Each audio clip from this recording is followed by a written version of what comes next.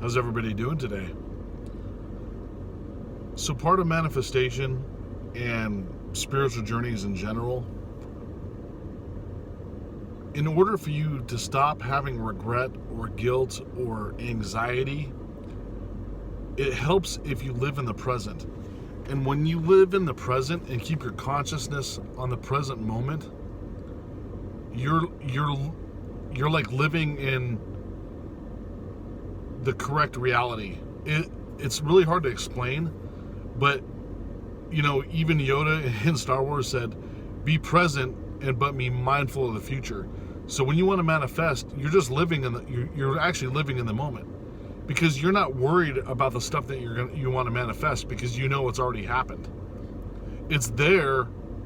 You just have to unlock the door and walk through it. All that stuff that you want to manifest is right in front of your face. It's there for you to reach. You just got to live in the present moment and believe you've already received it. Your assumption is that you already have it. There's no worry or anxiety about it. It's yours. You just have to grab it, because it's all out there in front of you. And what causes resistance is like worrying about money, worrying about what people think, living in the past, living in the future. If you guys had watched a previous video of mine early on in my channel, I always worried about the future. I wasn't a person that lives in the past. There's a lot of people out there that are like that, and they think about the glory good days and all this stuff, and when their lives were better, and that type of guilt will cause massive conflict in your current reality. But living in the present moment will tap you more into the God consciousness. And I was an individual that was living in the future. I was always like, okay, that house is out there. It's a goal for me to get that house. It's out there for me to do better, in this passion of mine, or that I'm going to be doing these hobbies. And I was thinking about what kind of like motorcycles or cars that I was wanting. And I was wanting it. So it was like a wish. And that's not how you're supposed to manifest. You just assume that you already have it and live in the present moment. When you live in the future, or your mind's in the future, or your mind's dwelling on the past, you're not connected to the current consciousness in order for your subconscious mind to do the work in order to provide you with whatever it is that you're assuming that you already have. Your subconscious mind only knows what you're telling it. So if you're telling it that I don't have money to pay my bills right now, your subconscious mind works that simulation that we're in to continue for you to not have enough money to pay those bills. You're telling the subconscious mind that, so it's keeping you in that reality. Every time you say, I don't have enough money to pay those bills, the subconscious mind, in conjunction with God and the co-creators of the universe, keeps you in that simulation. It's like, okay, your next chapter is going to be, you don't have enough bills to pay. Wouldn't you rather have your next chapter of your book say, oh, yeah, I received that house that I've been, longing for all those years, and it's beautiful, and it's a nice home for my family. I started, my hobby turned into my passion, which turned into my work, so it doesn't feel like work because I'm doing what I love. That could be your next chapter in your book. Not the next chapter in your book is continuing on the old chapters where you're not having enough money to pay your bills, or not having good relationships. Manifestation works in conjunction with living in the present moment.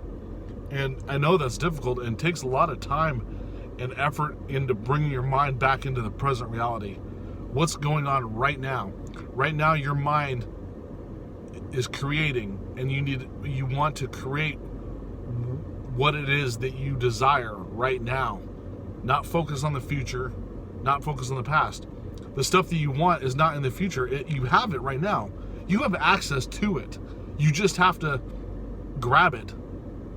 But you can't grab it if you say, I don't have enough money to pay my bills. What you should be doing is, I have more than enough money to pay my bills. I'm glad to, and I live in that house. I drive that car. My hobby is my passion. My passion is my work. I live in abundance. That's my current reality.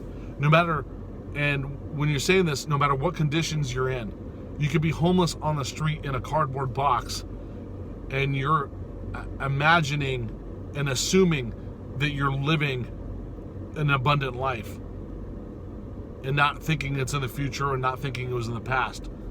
Because that cardboard box in this simulation will actually mold into a large home where you're living abundantly by doing your parallel reality shift. That's kind of how it works. Now, I know a cardboard box doesn't really transform into a house, but that, you'll be pulled out of that cardboard box, walk down the street, walk into your new home. But you get what I'm saying. I'm just using that as an analogy that it's transforming into a larger home. It's based on your assumptions and your belief system. And the belief system is so difficult to change if you have it imprinted in your mind that you have to work hard in order to have abundance. It's not true. You're a creator of this universe. You just have to say it's mine and it's yours by full belief system. And tapping into the universe that you're co-creating. You're creating the simulation. What chapter in your book is your simulation where you have all the abundance that you need, desire, and require? All the love and friendships that you desire and acquire. You wrote that chapter. You're writing those chapters in your book right now.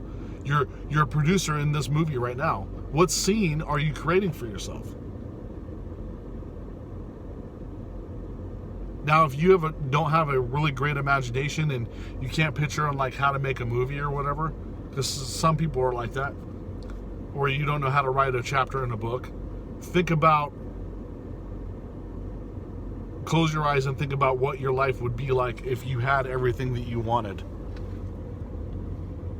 What does that feel like when you're living in abundance? That's not so hard to imagine. What would it feel like if your body felt great?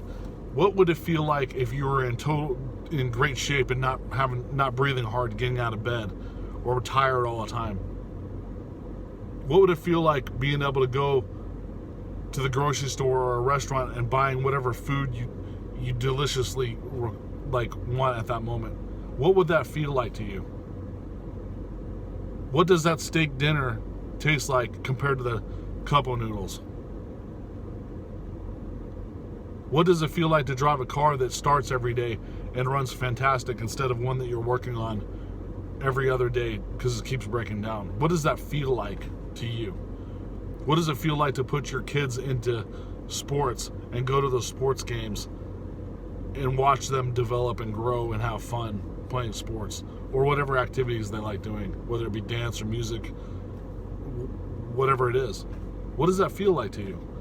The feeling state, living in the present moment, helps manifest what you actually are supposed to be living in.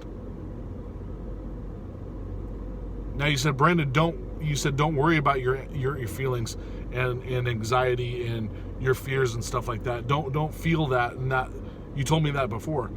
No, I want you to feel what it feels like to be abundant.